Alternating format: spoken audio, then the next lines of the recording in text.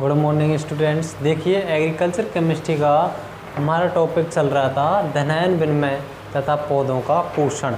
मैंने धनायन विनिमय के बारे में आपको बताया था कि ये क्या होता है धनायन विनिमय। तो देखिए विनिमय का अर्थ बताया था मैंने आदान प्रदान।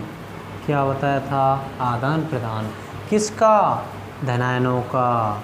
धनायनों का आदान प्रदान होना ही धनायन विनिमय कहलाता है।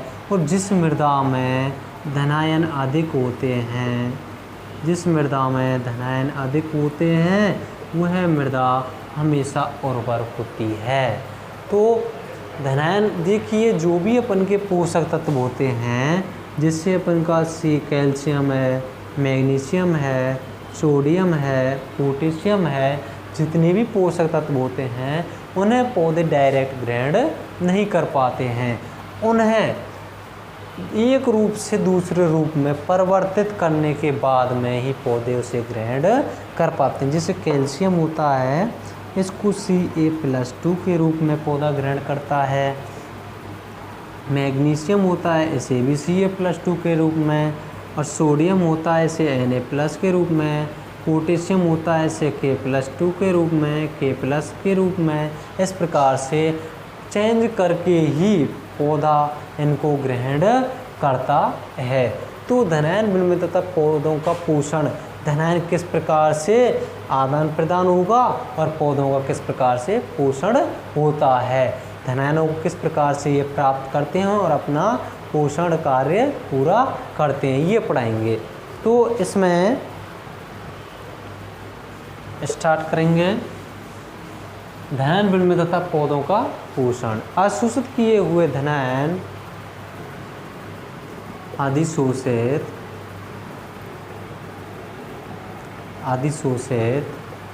किए हुए धनायन,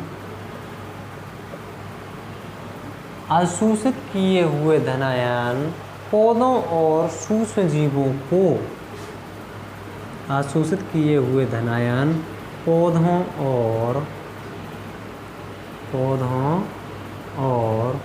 सूक्ष्म जीवों को आसानी से प्राप्त हो जाते हैं।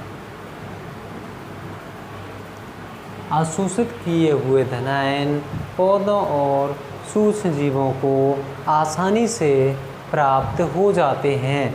अशोषित का मतलब होता है ये सॉइल है, इसकी सतह पर आकर्षित होना या अधिशोषित होना। मृदा की सतह पर आना ही अशोषण कहलाएगा।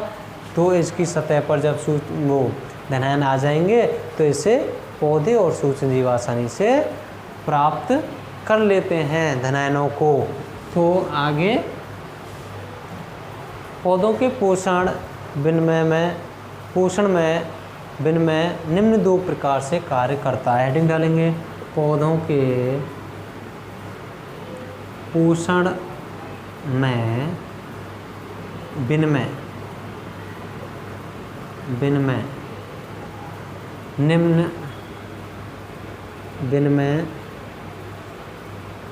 निम्न दो प्रकार से कार्य करता है। पौधों के, ये हेडिंग डलवाई है मैंने, देखिए पोषण चल रहा है पौधों का। अब किस प्रकार से विनिमय होगा? पौधों के पोषण में विनिमय कहते हैं, अभी बताया, आदान प्रदान को। किसे कहते हैं? आदान प्रदान। पौधों के पोषण में विनिमय निम्न दो प्रकार से कार्य करता है। अब धनायनों का विनिमय होगा, किसका होगा? धनायनों का। तो किस प्रकार से होगा? इनका दो प्रकार से कार्य करता है। नंबर 1 डालेंगे, नंबर 1 डाल के इसमें लिखना है विनिमय पोषक तत्वों को,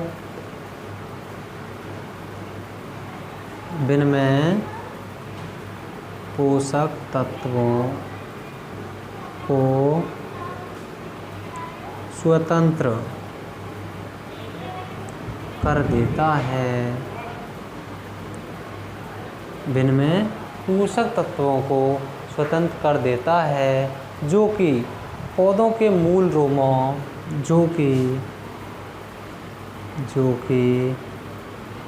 पौधों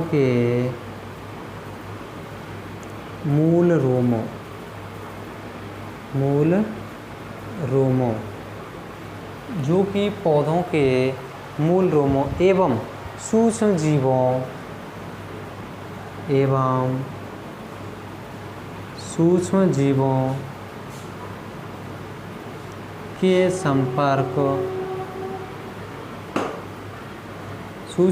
के संपर्क में आते हैं। देखिए क्या होता है, विनिमय का मतलब होता है आदान प्रदान, किसका, धनायनों का। धनायन क्या है, अपन के पोषक तत्व हैं विभिन्न प्रकार के। तो विनिमय पोषक तत्वों को क्या करता है, पहले स्वतंत्र कर देता है, जो कि पौधों के मूल रोम कहते हैं। जड़ होती है ना, जड़ के नीचे का भाग होता है, उसे कहते हैं मूल रोम। वो ही पोषक तत्वों को अवशोषित करने का कार्य करता है। मूल रोमों एवं सूक्ष्मजीवों के संपर्क में आते हैं और उनको अवशोषित कर लिया जाता है और उनको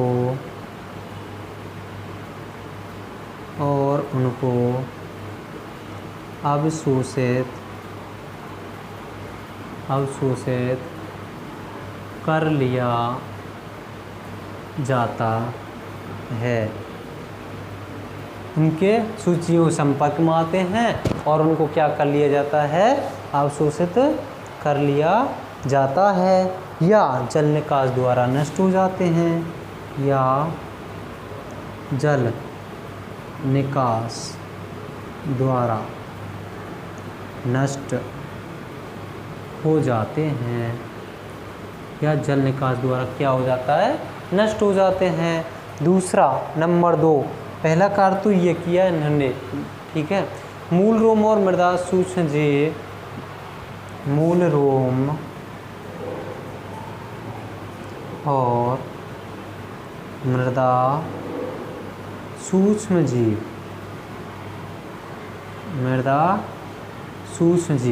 क्या, मूल रोम और मृदा सूक्ष्मजीव मृदा कोलैडी सतह के संपर्क में है। मृदा कोलैडी सतह के संपर्क में, मृदा कोलैडी सतह के संपर्क में रहकर सीधा विनिमय करते हैं। संपर्क में रहकर सीधा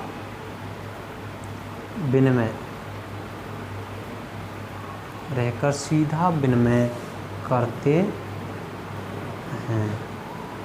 मूल रोम और मृदा सूक्ष्म मृदा कोलैडी सतह के संपर्क में रहकर सीधा विनिमय करते हैं, जिससे मूल रोम तथा सूक्ष्म जीवों में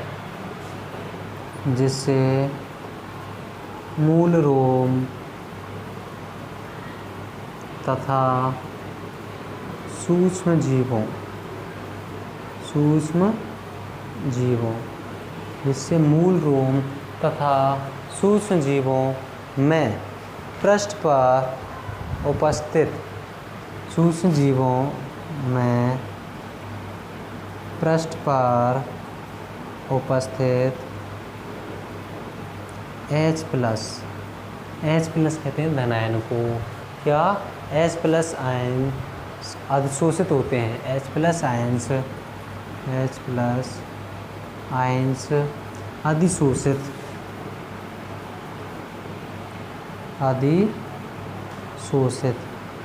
होते हैं। H+ आयन्स क्या होते हैं, अधिशोषित होते हैं और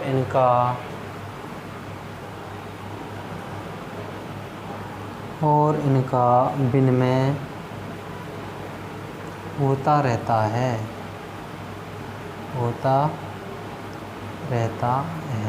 देखिए धनायन विनिमय तथा पौधों का पोषण किस प्रकार से होता है? धनायन का मतलब धनायनों का, विनिमय का मतलब आदान प्रदान। आदान प्रदान होगा या आएंगे, जिन्हें सूक्ष्म जीव किस प्रकार से एवं पेड़ पौधे किस प्रकार से प्राप्त करेंगे। तो देखिए ये धनायन विनिमय पौधों के पोषण में विनिमय 2 प्रकार से कार्य करता है। विनिमय पोषक तत्वों को स्वतंत्र करता है। जो विनिमय आदान प्रदान होता है ये पोषक तत्वों को क्या करता है? स्वतंत्र कर देता है। स्वतंत्र करने के बाद में जो कि पौधों के मूल रूप में सूक्ष्म जीवों के संपर्क में आते हैं। आप स्वतंत्र कर दिए पोषक तत्व, फिर वो कहाँ आए? पौधों के मूल रोम और सूक्ष्म जीवों के संपर्क में आए और उनको अवशोषित कर लिया। इन्होंने फिर पौधों ने और सूक्ष्म जीवों ने इसको क्या कर लिया? स्वतंत्र हुए, उनको अवशोषित कर लिया। और कुछ जो अवशोषित नहीं हुए वो जलनिका द्वारा नष्ट हो गए। अब दूसरा, मूल रोम और मृदा सूक्ष्म जीव मृदा कुलैडी सतह के संपर्क में रहकर, मूल रोम पौधे के मूल रोम और मृदा सूक्ष्म जीव मृदा में जितने सूक्ष्म जीव पाए जाते हैं वे मृदा कुलैडी सतह, मृदा की सतह के संपर्क में रहकर सीधा विनिमय, सीधा मतलब डायरेक्ट आदान प्रदान करते हैं पोषक तत्वों का, सीधा विनिमय करते हैं। कौन? मृदा की जो जड़ें होती हैं वो और विभिन्न प्रकार के सूक्ष्म जीव मृदा की जो सतह होती है उसके संपर्क में रहकर सीधा विनिमय करते हैं, जिससे मूल रूम तथा सूक्ष्म जीवों में पृष्ठ पर उपस्थित H+ आयंस अवशोषित होते हैं। और जिससे क्या होता है कि पृष्ठ पर या कुलैडी सतह पर जो H+ आयन या धनायन होते हैं उनमें वो क्या होते हैं? मूल रूम और सूक्ष्म जीवों को अधिशोषित होते हैं या प्राप्त हो जाते हैं। इनका विनिमय होता रहता है और इनका विनिमय होता रहता है इसका मतलब अशोषित भी हो गए और यहाँ से निकल भी जाते हैं। अशोषित होने के बाद में निकल भी जाते हैं, उससे आदान प्रदान हो गया तो उसे कहेंगे विनिमय। इस प्रकार से इनका विनिमय होता है। अब हेडिंग डालेंगे, अगली हेडिंग डालेंगे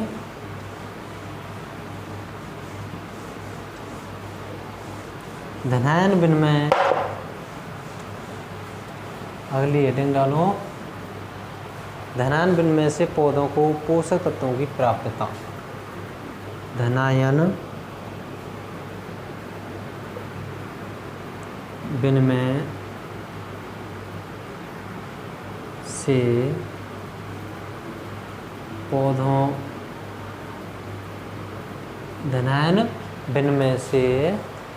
को पोषक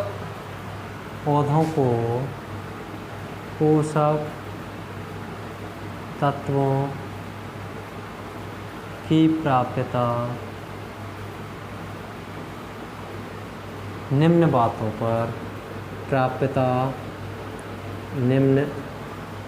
बातों पर निर्भर करती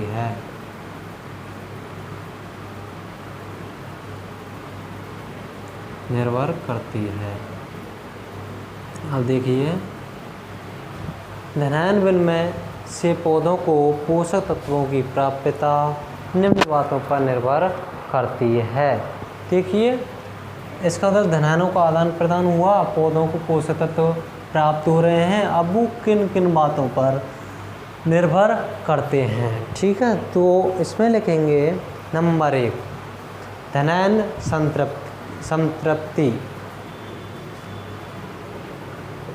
धनायन संतृप्ति इस पर निर्भर करता है।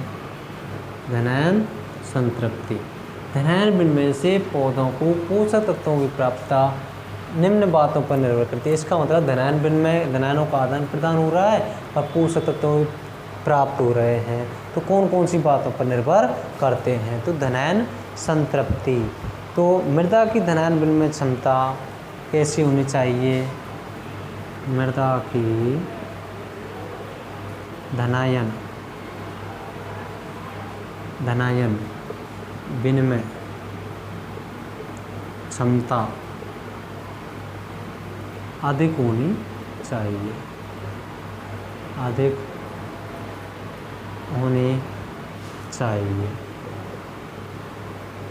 मृदा की जो धनायन विनिमय क्षमता है वो कैसी होनी चाहिए? अधिक होनी चाहिए। धनायन विनिमय से पौधों को पोषक तत्वों की प्राप्यता, धनायन विनिमय के आधार पर देख रहे हैं कि पौधों को पोषक तत्व कैसे प्राप्त होंगे। जिस मृदाई धनायन विनिमय क्षमता अधिक होगी उस मृदा से पोषक तत्व अधिक मात्रा में अवशोषित होंगे। तो देखिए धनायन संतृप्ति मृदाई धनायन विनिमय क्षमता अधिक होनी चाहिए जिससे पोषक तत्व भी अधिक प्राप्त होते रहें। दूसरा लेकिन संगुणित आयनों का प्रभाव, संगुणित आयनों का प्रभाव।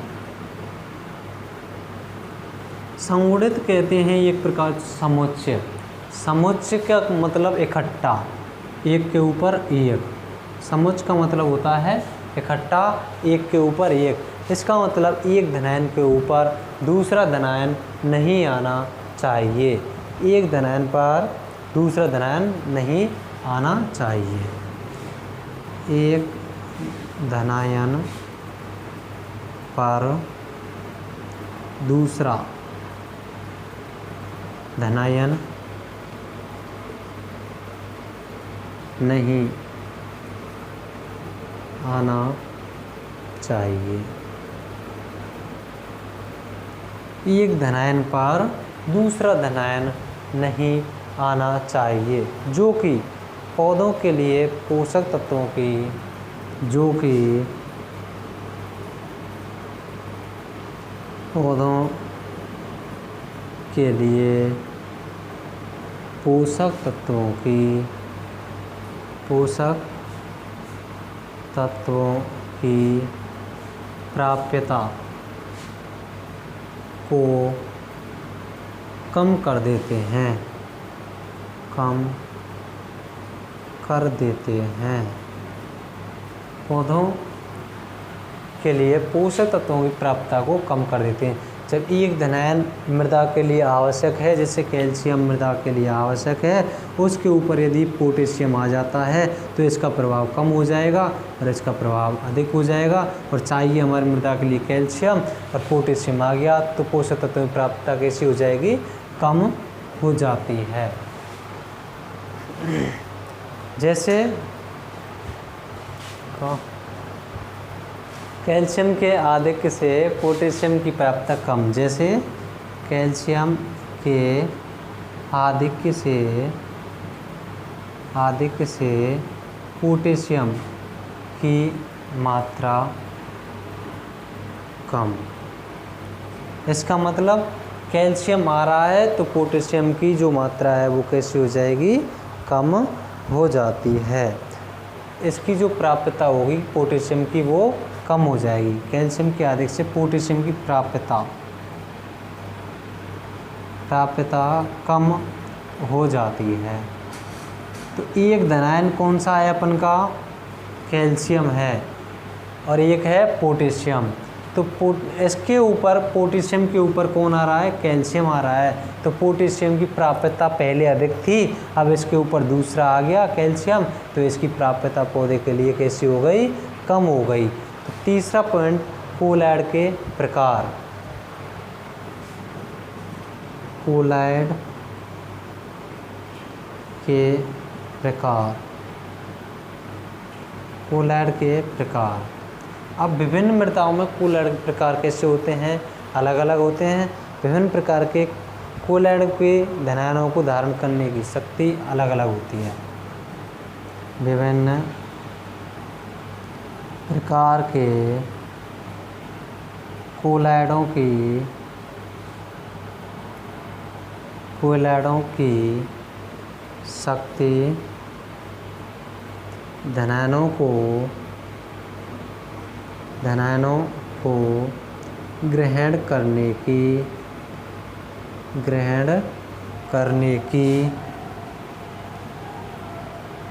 धनायनों कोलाइडों की शक्ति धनायनों को ग्रहण करने की अलग अलग होती है, अलग अलग होती है। विभिन्न प्रकार के कोलाइडों की शक्ति धनायनों को ग्रहण करने की अलग अलग होती है। इसका मतलब जो कोलाइड होते हैं वो अलग अलग धनायनों को कोई ज़्यादा करेगा, कोई कम अवशोषित करता है। जैसे मोंटमोरेल्लो नाइट मोंट मोरिल्लो नाइट केओलिनाइट की अपेक्षा केओलिनाइट की अपेक्षा अधिक धनायनों को अधिशोषित करता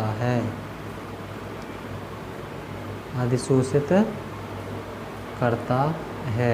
इसका मतलब हुआ मोंट मोरिल्लो नाइट है जो धनायनों को अधिक अवशोषित करने की क्षमता रखता है और केओलिनाइट इसकी अपेक्षा कम धनायनों को अवशोषित करता है। तो मोंट मोरिल्लो नाइट जो क्ले होगी वो हमारी अधिक उर्वर होगी क्योंकि उसमें धनायनों को अधिक एक्सेप्ट करने की क्षमता है। ये हुई कोलाइट के प्रकार। अगली हेडिंग डालेंगे धनायन विनिमय क्षमता और मृदा उर्वरता। धनायन विनिमय क्षमता और मृदा उर्वरता।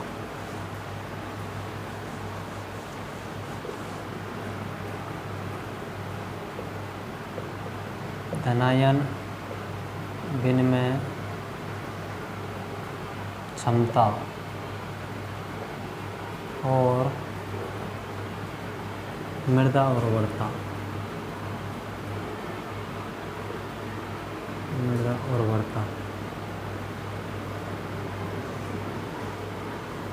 मृदा उर्वरता देखिए, जिस मृदा की धनायन विनिमय क्षमता अधिक होती है वह मृदा अधिक उर्वर होती है और जिसमें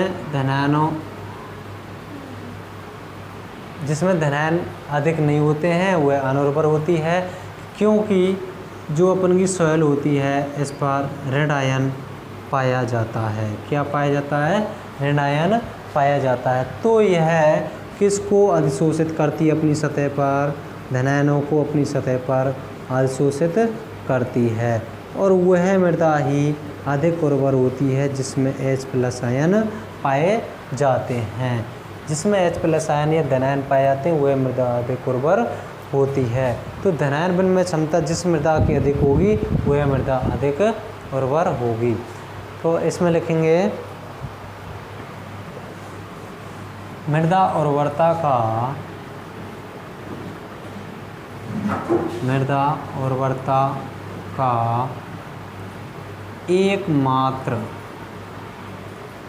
एकमात्र आधार मृदा की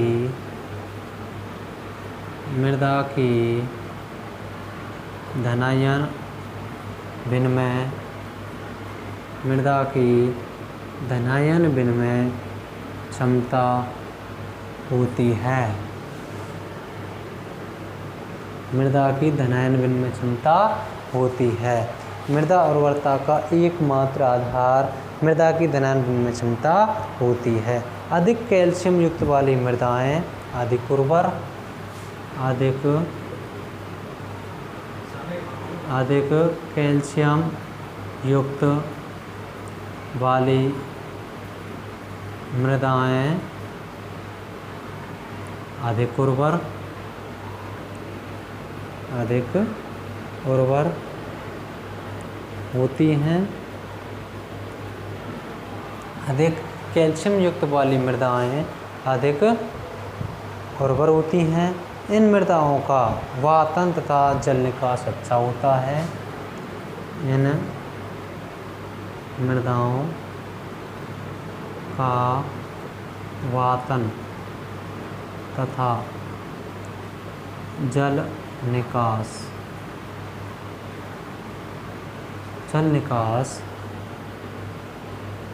अच्छा होता है। इन मृदाओं का वातन तथा जल निकास अच्छा होता है।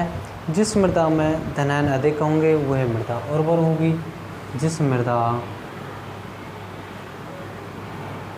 में धनायन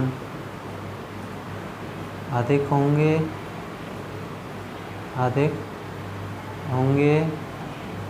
वह मृदा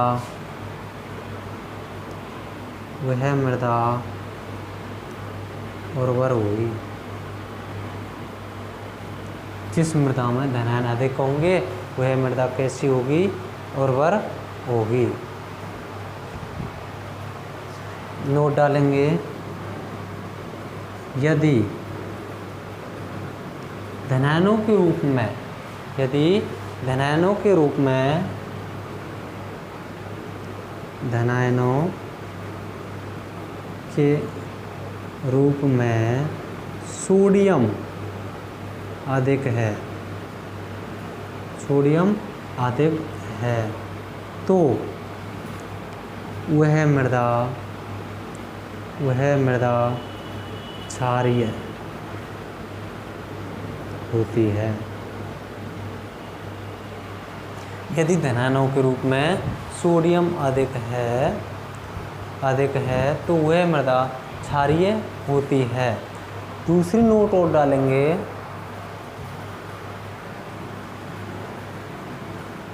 मृदाओं में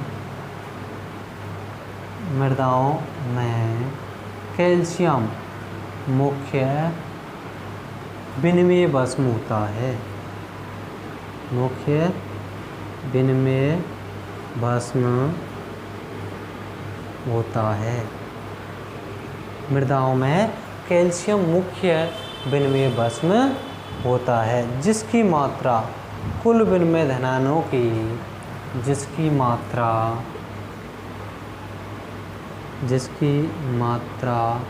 कुल विनिमय धनायनों की, कुल विनिमय धनायनों की कितनी होती है, 60 से 80। कुल विनिमय धनायनों की 60 से 80% होती है, 60 से 80% होती है, 80% तक होती है। कैल्शियम की मात्रा अधिक होने पर, कैल्शियम की मात्रा अधिक होने पर, कैल्शियम की मात्रा अधिक होने पर कैल्शियम क्ले बनती है, कैल्शियम क्ले बनती है और मृदा उदासीन, और मृदा कैसी, उदासीन हो जाती है, उदासीन हो जाती है। कैसी हो जाती है, उदासीन हो जाती है, जिसका pH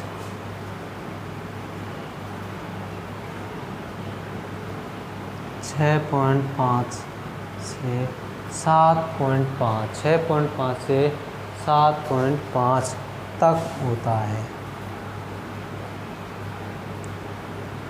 तो ये हुई हमारी धनायन विनिमय क्षमता और मृदा उर्वरता। तो देखिए, मृदा उर्वरता का एकमात्र आधार क्या होता है, मृदा की धनायन विनिमय क्षमता। जिस मृदा में अधिक धनायन होंगे वह मृदा अधिक उर्वर होगी।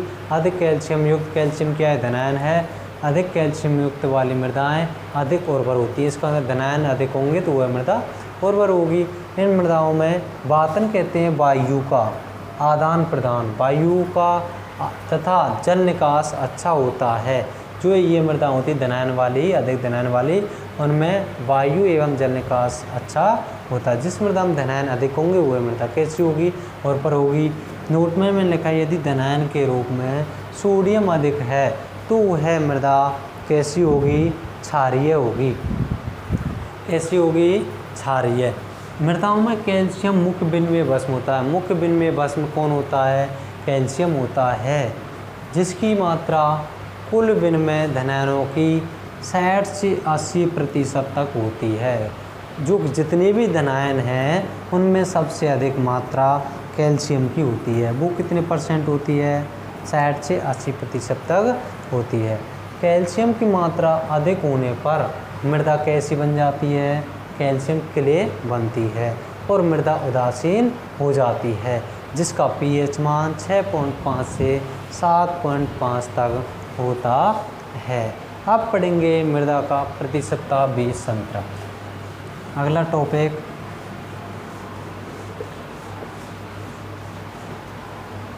टॉपिक पढ़ेंगे मृदा का प्रतिसप्ताह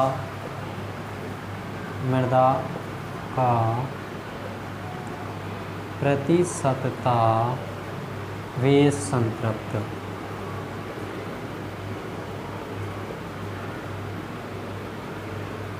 मृदा का प्रतिशतता बीज संतृप्त। इसको हम आपको अगली वीडियो के माध्यम से बताएंगे। ज़्यादा से ज़्यादा चैनल को सब्सक्राइब करें, लाइक करें और शेयर करें, जिससे जो भी हमारी वीडियो बनाई जाए वो आपके पास में तुरंत मिल सके। Okay, thank you.